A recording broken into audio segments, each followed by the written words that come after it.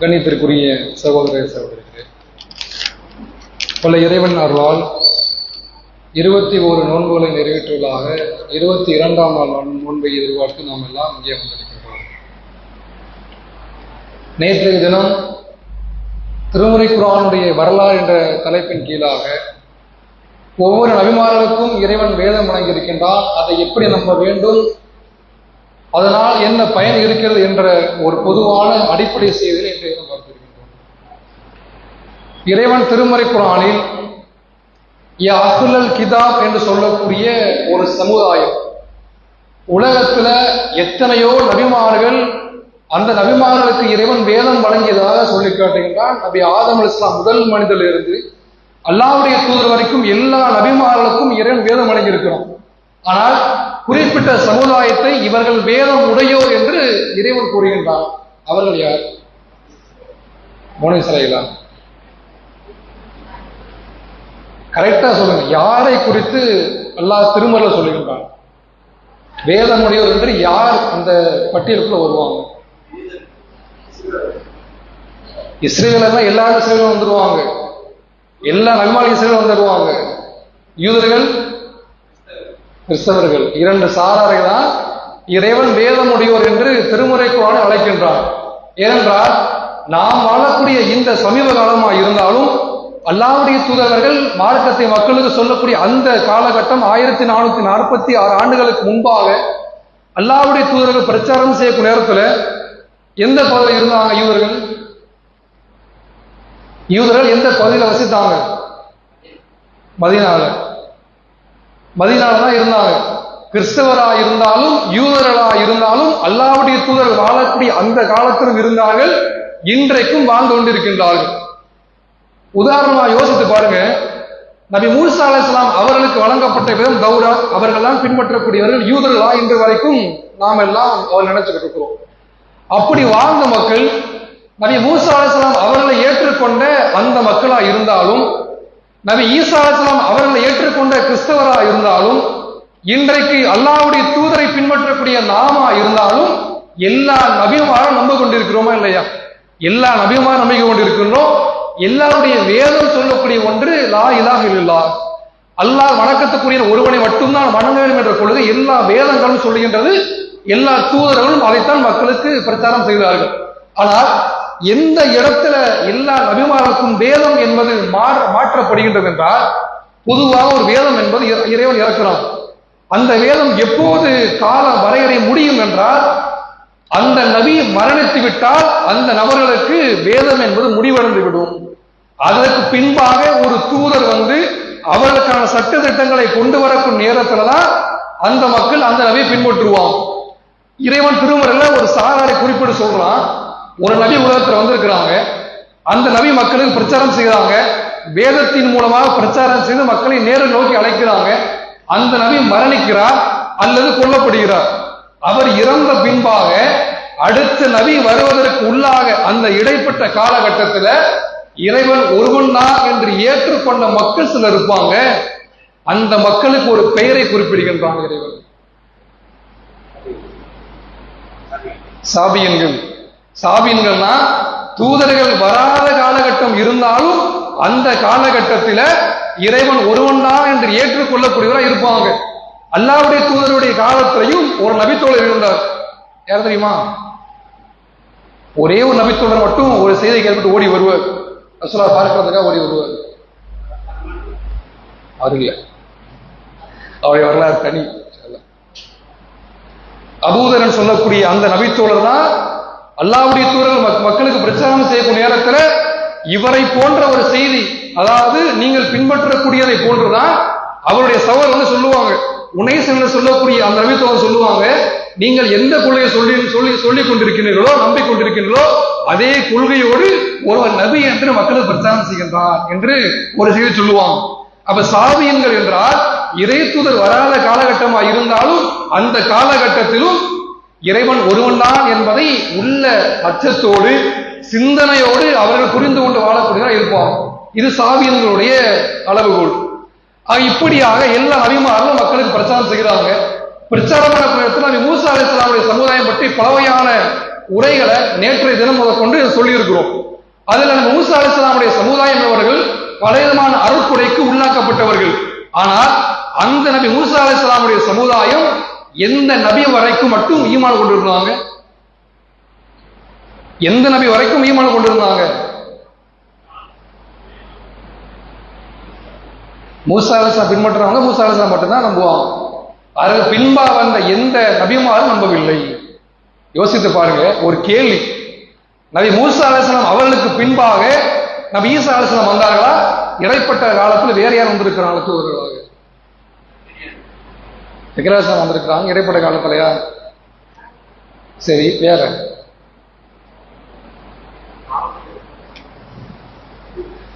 சொல்லுங்க. வேற யாராவது மூசா அலைஹிஸ்ஸலாம் அடுத்தபடியாக நபி ஈசா அலைஹிஸ்ஸலாம் ரெண்டு பேருக்கும் நடுவுல வேற தூதர் இறங்குறாங்களா?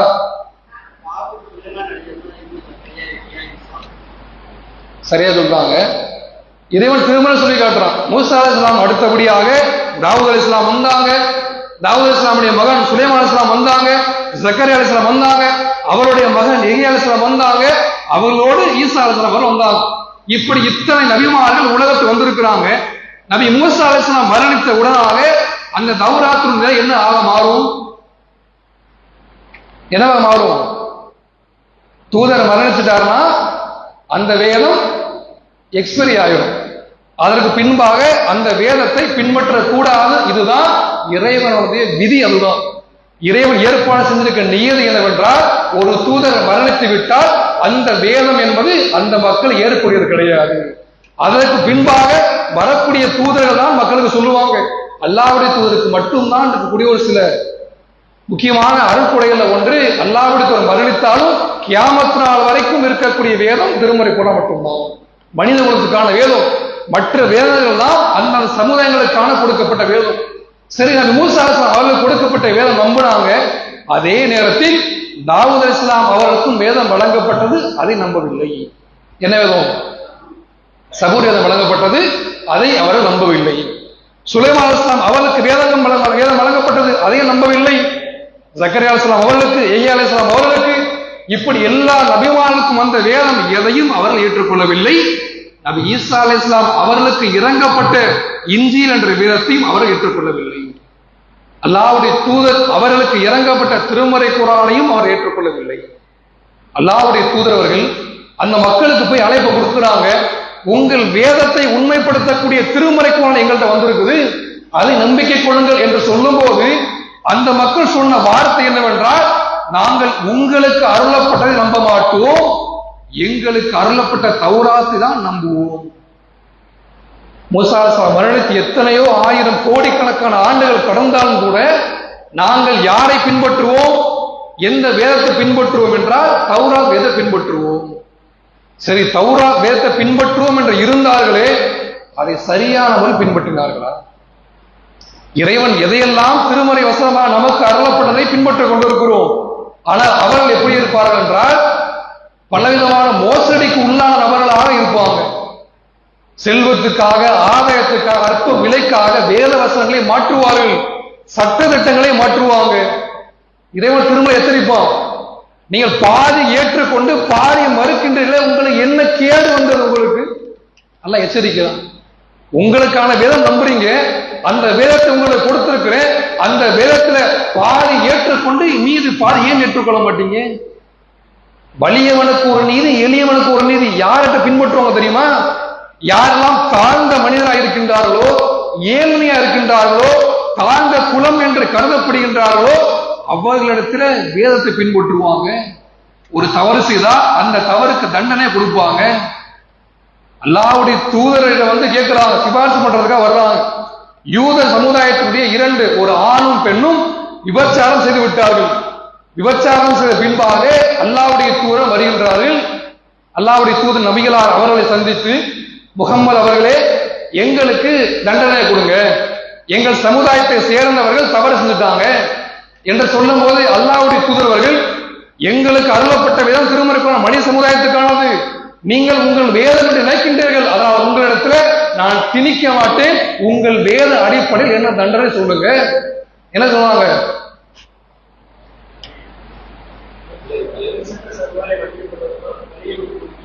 ஆமா, அது சரியானதுதான். முன்சென்ற சமுதாயம் அழிக்கப்படுறதுக்கான காரணமே உயர்ந்த குலமா இருந்தா அதை சரியான ஃபாலோ பண்ண மாட்டாங்க, தாழ்ந்த குலமா இருந்தா மட்டும்தான் ஃபாலோ பண்ணுவாங்க. அது வேற. என்ன தண்டனை அவர்களுக்கு கொடுக்கப்பட்டதாக அவர் சொன்னாங்க? கல்லறை தண்டனை கிடையாது. அவர்கள் சொல்லக்கூடிய செய்தி என்னவென்றால், அல்லாஹ்வுடைய தூதர் சொல்றாங்க, முகமது அவர்களே, எங்கள் வேதத்தின் அடிப்படையில எங்கள் அறிஞர்கள் என்ன செய்வாங்கன்னா, யார் விபச்சாரம் செய்தார்களோ அந்த ஆணையும் பெண்ணையும் முகத்தில் கரியை பூசி அவர்களை முதுகை சாய்த்து முழங்கால் இருக்கா இல்லையா, கால், அந்த காலை பிடித்து நிற்க வைப்பார்கள். ருக்கு போற மாதிரி காலை முள்ளே வைத்து ஒரு பனிஷ்மெண்ட் தண்டனை, இதுதான் எங்களுக்கான தண்டனை என்று ஒரு நபர் சொல்றாங்க. அந்த நேரத்தில் நபித்தோட சொல்லுவார், கையை மறைச்சு பேசிட்டு இருப்பாங்க. அந்த வேதத்தை வாசிக்கக்கூடியவர்கள் கையை வைத்து மறைத்துக் கொண்டு முன்னாடி உள்ளதை பின்னாடி உள்ளதை பேசுவாங்க, நடுவில் உள்ள வசனத்தை மறைத்துடுவாங்க. அப்போ நபித்தோட பேசுவார். யார் அவரு? சத்தமா சொல்லுங்க. பாதிரியாரா இருந்து இஸ்லாத்தை ஏற்றுக்கொள்ளக்கூடிய ஒருவர், யூதரா இருந்து இஸ்லாத்தை ஏற்றுக்கொள்ள, அவருடைய வரலாறு பின்னாடி இருக்கு இன்ஷா அல்லாஹ். அப்துல்லா பின் சலாம் ரலியல்லாஹு அன்ஹு அவர்கள் தான் கையை வச்சு மறைச்சு பேசிட்டு இருக்கிறான். கையை எடுவோம், கையை எடுன்னு சொன்ன உடனே அவர் கையை எடுக்கிறாங்க. அந்த இடத்தில் இப்படி விபச்சாரம் செய்தால் கல்லால் எரிந்து கொள்ள வேண்டும் என்ற தண்டனை மூசா அலைஹிஸ்ஸலாமுடைய சமுதாயத்துக்கு இருந்தது. அதை நிறைவேற்ற சொல்லி அல்லாஹ்வுடைய தூதர்கள் அங்க ஆணையிடுறாங்க. ஆக எந்த அளவுக்கு பாருங்க, மூசா அலைஹிஸ்ஸலாமுடைய சமுதாயமா இருந்தவர்கள், நாங்கள் சரியான முறையில் எங்கள் வேதம் பின்பற்றுவோம் என்று சொல்லக்கூடியவர்கள் எங்கள் உயர்ந்தவர்களா இருந்தால் நாங்கள் என்ன செய்வோம்? இது மாதிரி ஏமாற்றுகள் யாரு? அல்லாஹ்வுடைய தூதர்கள், இறைவன் புறத்திலிருந்து மகிழ்ச்சி வரக்கூடிய அல்லாஹ்வுடைய நபிகளார் அவர்கள். திருமணம் அல்லாஹ்வுல சொல்லி காட்டுவான், இந்த தூதரை அவர்கள் தெரியாத மக்கள் கிடையாது, யூதர்கள் அல்லாஹ்வுடைய தூதர் அவர்களை எப்படி தெரியும் என்றால், தங்கள் குழந்தைகளை மக்கள் எப்படி நம்புவார்கள், எப்படி எல்லாம் அவர்கள் தெரியுமோ, தங்கள் பிள்ளைகளை அறிவதை போன்று அறிவார்கள் அல்லாஹ்வுடைய தூதர் அவர்களை. நம்ம குழந்தை, நீங்க பள்ளியில 100 பேர் உள்ள இருக்கிறோம், ஒரு 500 பேர் பள்ளி ஃபுல்லா இருக்கிறாங்க. அந்த 500 பேர்ல என்னுடைய குழந்தை என்று எங்க இருக்குன்னு பார்த்தா தெரியுமோ தெரியாதான்? ஈஸியா பார்க்க முடியும். இதை விட அதிகமான அளவுக்கு அல்லாஹ்வுடைய தூதர் அவர்களை தங்கள் பிள்ளைகளை அறிவதை விட இந்த தூதரை அறிவார்கள் அந்த சமுதாயம். ஆனால் ஏற்றுக்கொள்ள மறுத்தார்கள். காரணம் என்ன தெரியுமா? ஏன் நபி ஈசா அலைஹிஸ்ஸலாம் அவர்கள் ஏற்க மறுத்தாங்க, தாவூத் அலைஹிஸ்ஸலாம் அவர்கள் ஏற்க மறுத்தாங்க, சுலைமான் அலைஹிஸ்ஸலாம் ஏற்க மறுத்தாங்க. இப்படி எல்லா நபிமாரையும் அவர்கள் ஏற்க மறுத்ததற்கான காரணம் என்ன? பொறாமை என்ற ஒரு காரணம். இறைவன் திருமணம் சொல்லி காட்டுறான், பொறாமையின் காரணத்தினால எல்லா நபிமாரும் ஏற்க மறுத்தாங்க. சரி, இந்த நபிமார்கள் எல்லாம் ஏற்க மறுக்கிறாங்க. இன்றைக்கு உலகத்தில் வாழக்கூடிய மக்கள்ல பெரும்பான்மையான மக்கள் பின்பற்றக்கூடிய ஒரு மதம் என்ன மதம்? கிறிஸ்தவ மதம். உலகத்துல முதன்மையாக எல்லா மக்களாலும் பின்பற்றப்படக்கூடிய ஒரு மதம் என்றால் கிறிஸ்தவ மதம். அந்த கிறிஸ்தவ மதத்தினுடைய தூதரா என்று மக்கள் சொல்லக்கூடிய இறைவனாக, இறைவனது மகனாக சொல்லப்படக்கூடிய நம்ம ஈசா அலைஹிஸ்ஸலாம் அவர்கள் மக்களை என்ன கொள்கை ஏவினாங்க? இறைவன் ஒருவனே என்ற கொள்கையை தான் மக்களுக்கு எடுத்துரைத்தார்கள். அதே யூதர்கள் ஏன் நம்ம ஈசா அலைஹிஸ்ஸலாம் அவர்கள் ஏற்றுக்கொள்ளவில்லை என்றால் 2 காரணம். ஒன்று, எங்கள் வேதத்தை மட்டும்தான் நம்புவோம், உங்கள் வேதத்தை நாங்கள் நம்ப முடியாது. நீங்கள் புதிய செய்தியை சொன்னீங்கன்னா ஏற்றுக்கொள்ள முடியுமா? எங்களால் முடியாது. 2வது என்ன தெரியுமா? நபி ஈசா அலைஹிஸ்ஸலாம் அவருடைய பிறப்பியை ஒரு உதாரணமாக கொண்டு ஏற்க மறுத்தார்கள். எப்படி பிறந்தாங்க? தந்தை இல்லாமல், ஒரு ஆணுடைய துணை இல்லாமல் அவர்கள் பிறக்கப்பட்ட காரணத்தினால அவர்களை ஏற்றுக்கொள்ள மறுத்தார்கள். பனு இஸ்ராயேல் அவர்களுக்கு, மூசா அலைஹிஸ்ஸலாமுடைய சமுதாயத்துக்கு இறைவன் வழங்கிய அருட்கொடைகளை, சான்றுகளை விட வேற எந்த சமுதாயத்துக்கும் இறைவன் கொடுக்கல. கடலை பிளக்கக்கூடிய நிகழ்வு எல்லாருக்குமே தெரியும். அந்த பயண கூட்டம் மூசா அலைஹிஸ்ஸலாம் அவர்கள் ஏற்றுக்கொண்ட மக்கள் எல்லாம் கடலை பிளந்து உள்ள வருவாங்க. 2 பக்கம் கடல் அலைகள் மலை போன்று இருக்கின்றது. பாதைக்கு நடுவே வந்து கொண்டு இருக்கிறாங்க. 2 பக்கம் கடல் அலையோடு இருக்கு. ஒரு வினாடி போன்று கீழே விழுந்தா நம்ம நிலை என்ன ஆகும்? அதெல்லாம் பயப்படுங்க. ஏனென்றால் இறைவனுடைய சான்றில் நம்பினார்கள். கடலை பிளந்து இன்றைக்கு அறிவியல், விஞ்ஞானம், தொழில்நுட்பம் எல்லாம் செவ்வாய் கிரகம் போலாம், 2050 செவ்வாய் கிரகத்துல போய் நாங்கள் உலகத்தில் வாழக்கூடிய மக்கள்லாம் அங்கே வாழக்கூடிய அளவுக்கு எல்லா வசதியும் செய்ய இருக்கின்றோம். நிலாவுக்கு போறோம், நிலாவுக்கு போய் கீழே ஆயிரக்கணக்கான கோடிக்கணக்கான ஆண்டுகளுக்கு முன்பாக நிலாவில் இங்கே இருந்து தண்ணீர் இருந்தது என்று பூமியில் இருந்து கொண்டு ஆய்வு செய்கிறோம். பனிகளா இருக்கின்றது. இந்த அச்சுக்கள், இந்த வரைபடம் பார்த்தால் தண்ணீர் இருந்ததற்கான சான்று இருக்கின்றது என்று இன்றைக்கு வாழக்கூடிய மக்கள் 2 வாரத்துக்கு முன்பாக நாசாவுடைய செய்தி அறிக்கை வெளியே வருகின்றது. சில கோடிக்கணக்கான ஆண்டுகள் முன்பாக நிலாவில் தண்ணீர் இருந்தது. இந்த அளவுக்கு விஞ்ஞானத்தின் உச்சத்தில் சென்றாலும் இன்றைக்கு கடலை 2ஆ பிளந்து நிற்க வைக்க முடியுமா? யாராலும் முடியாத ஒன்று. அதை இறைவன் அந்த சமுதாயத்தில் நிகழ்த்தி காட்டினான். எழுதப்பட்ட ஏட்டை கொடுத்தான். நாளை மறுமையில கொடுக்கப்படக்கூடிய சொர்க்கத்தின் உணவுகளை கொடுத்தான். என்ன உணவு? மண்ணு சல்வா என்ற சொர்க்கத்தில் சொர்க்கவாதிகளுக்கு வழங்கப்படக்கூடிய உணவை இறைவன் மூசா அலைஹிஸ்ஸலாமுடைய சமுதாயத்துக்கு கொடுத்தான். எழுதப்பட்ட ஏடு எந்த நபிமாருக்கும் கொடுக்கப்படாத ஒன்றை நபி மூசா அலைஹிஸ்ஸலாம் அவருடைய சமுதாயத்துக்கு கொடுத்தார். இப்படி சொல்லிக் கொண்டே சென்று கொண்டிருக்கலாம் அவர்களுக்கு வழங்கப்பட்ட அற்புதங்களை. இப்படி எல்லா அற்புதங்களை எல்லாம் இறைவனால் முடியும் என்று நம்பிய சமுதாயம் ஒரு ஆணுடைய துணை இல்லாமல் ஒரு குழந்தை பிறக்க முடியாது என்று நம்பினார்கள். இவ்வளவு அற்புதங்கள் செய்த இறைவனால் இது செய்ய முடியாதா? ஒண்ணும் இல்லாத ஒரு பாறை தன்னுடைய கைத்தடி வைத்திருக்கிறாங்க. கைத்தடியை ஒரு அடி அடிக்கிறாங்க, 12 ஊற்றுகள் வருகின்றது. வழியே இல்லை. நீ செவரு இருக்கு, ஒரு கம்பு வச்சு அடிச்சோம்னா உடனே தண்ணி வந்துருமா? நான் 100 அடி 150 அடிக்கு மேல கீழே போர் போட்டாதான் தண்ணி கீழே வெளியில வருது. ஒரு அற்புதமாக எந்த சப்போர்ட்டும் இல்லாமல் இருக்கக்கூடிய ஒரு பாறையில இன்று வரைக்கும் ஆவணமாக நாம் எகிப்து பகுதிகளில் சென்றோம் என்றால் பார்க்கக்கூடிய அளவுக்கு ஒரு கண்காட்சி போன்று வச்சிருக்கிறாங்க. பார்க்க முடியும் மேல சம்பாவோட அந்த பாறை. ஆக இந்த அளவுக்கு எந்த ஒரு சப்போர்ட் இல்லாத இடங்கள்ல ஒரு கைத்தினுடைய ஒரு அடியின் மூலமாக 12 ஊற்றுகள் வருகின்றது. 12 குலத்தை சார்ந்த மக்களும் அதை அறிந்து அதன் மூலம் தண்ணீரை அறிந்துகின்றார்கள். எல்லாவற்றையும் இறைவனால் கொடுக்க முடியும். ஆனால் ஈசா நபி மட்டும் இறைவனால் ஒரு தானுடைய துணை இல்லாமல் பெற்றெடுக்க வைக்க முடியாது. இறைவனுடைய அற்புதத்தை மறுத்தார்கள். இறைவனால் இது முடியாது என்று நம்பினார்கள். அதனால் ஈசா அலைஹிஸ்ஸலாம் அவர்களை மறுப்பதற்காக என்ன தவறான வார்த்தையை சொன்னார்கள் தெரியுமா? திருமறை குர்ஆன் இன்றைக்கு பேசுகின்றது. மரியம் அலைஹிஸ்ஸலாம் அவர்கள் உலகத்துக்கான முன்மாதிரியான ஒரு பெண்மணி என்று மரியம் அலைஹிஸ்ஸலாம் அவர்களை பேசப்படக்கூடிய ஒரு உன்னதமான வேதம். யூதர் என்ன சொன்னாங்க தெரியுமா? தவறான நடத்தைக்கு உள்ளான பெண்மணி. மரியம் அலைஹிஸ்ஸலாம் அவர்கள் இறைவனது அருளை கொண்டு அவர்கள் குழந்தை பெற்றிருக்கிறாங்க.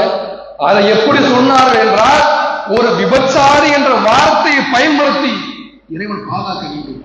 அந்த வார்த்தையை சொல்லி அழைத்தார்கள். இன்று வரைக்கும் மரியம் அலைஹிஸ்ஸலாம் அவர்களையும் நபி ஈசா அலைஹிஸ்ஸலாம் அவர்களையும் ஏற்றுக்கொள்ளாததற்கான முக்கியமான காரணங்கள் ஒன்று அவருடைய பிறப்பு. இப்படி எல்லா வகையான விஷயத்திலையுமே தூதரை பின்பற்ற மாட்டாங்க. மனித மக்கள் பல தூதர்களால் கொலை செஞ்சிருக்கிறாங்க. ஈசா அலைஹிஸ்ஸலாம் அவர்கள் கொல்லப்படல, எல்லாருக்கும் தெரியும். எங்க இருக்கிறாங்க? வானத்துல இன்று வரைக்கும் உயிரோடு இருக்கிறாங்கன்னு அல்லாஹ் திருமறை சொல்லி காட்டுறான். ஆனால் அவரை கொலை செய்வதற்கான சதி திட்டம் தீட்டியவர்கள் யார்? யூதர்கள். ஏன் தெரியுமா? பலவையான அனாச்சாரங்கள், மோசடிகள், ஏமாற்று வழிகள், எல்லா அனாச்சாரங்கள் செய்து கொண்டிருந்தார்கள். அப்ப ஈசா அலைஹிஸ்ஸலாம் அவர்கிட்ட பிரச்சாரம் பண்றாங்க, அல்லாஹ் மட்டும் வணங்குங்க, அல்லாஹ்வுடைய மகன் என்று யூதர்கள் ஒருத்தர் வணங்கினாங்க. யார் வணங்கினாங்க?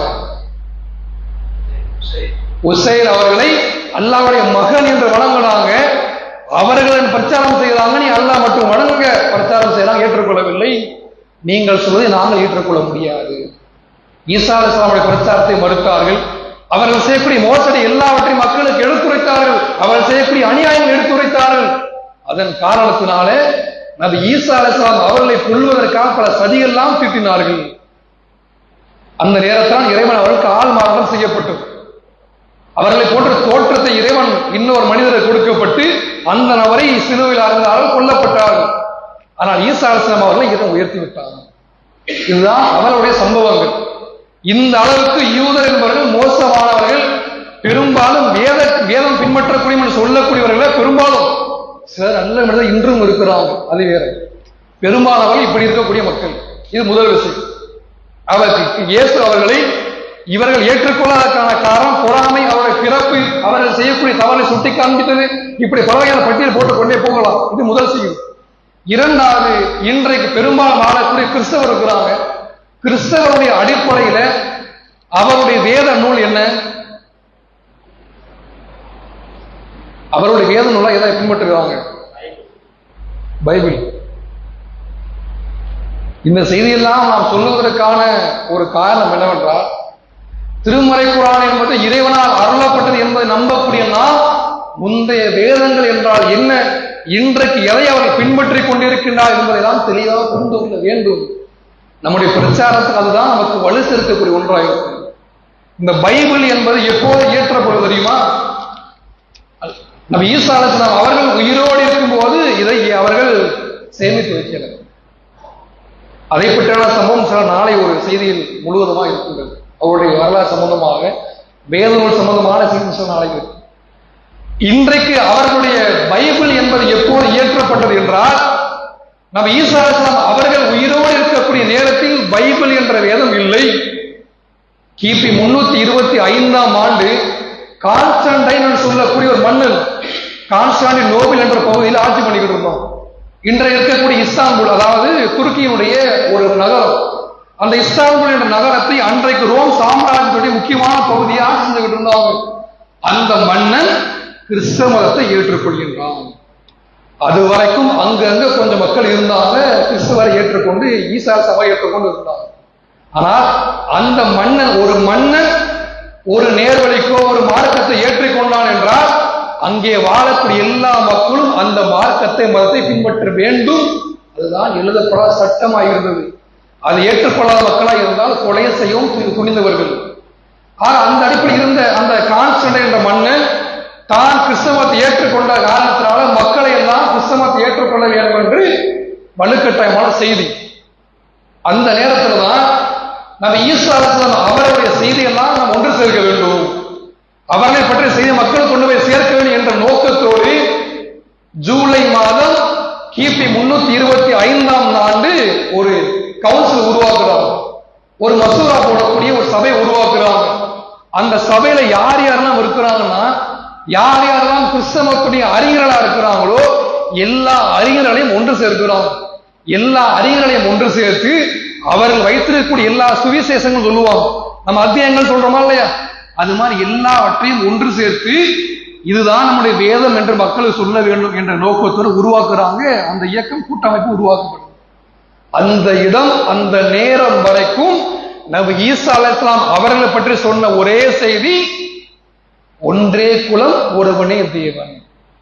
நாம் அனைத்து மக்களும் ஒரே குலத்தோடு வாழ வேண்டும், நாம் அனைவரும் வணங்க வேண்டியது ஒரே ஒரு இறைவனைத்தான் என்று நபி ஈசா அலைஹிஸ்ஸலாம் அவர்கள் கிபி 325ஆம் ஆண்டு வரைக்கும் அந்த நம்பிக்கையில் எல்லாரும் இருந்தாங்க. எப்படி மாற்றப்பட்டது என்றால், அந்த இடத்தில் தான் நபி ஈசா அலைஹிஸ்ஸலாம் அவர்களுக்கு வழங்கப்பட்ட அற்புதங்களை பற்றி எல்லாம் பேசுகின்றார்கள். என்ன அற்புதம் செஞ்சாங்க நபி ஈசா அலைஹிஸ்ஸலாம் அவர்கள்? கண் பார்வை இல்லாத மக்களுக்கு கண்ணை லைட்டா தடை விட்டோம்னா அவங்க கண் பார்வை வந்து, தொழுநோயாளர் பெண் குஷ்டம் இருக்கக்கூடியவங்களை, தொழுநோயாளியா இருக்கக்கூடியவங்களோட மேல தடை விடுவாங்க, அது சரியாயிடும்.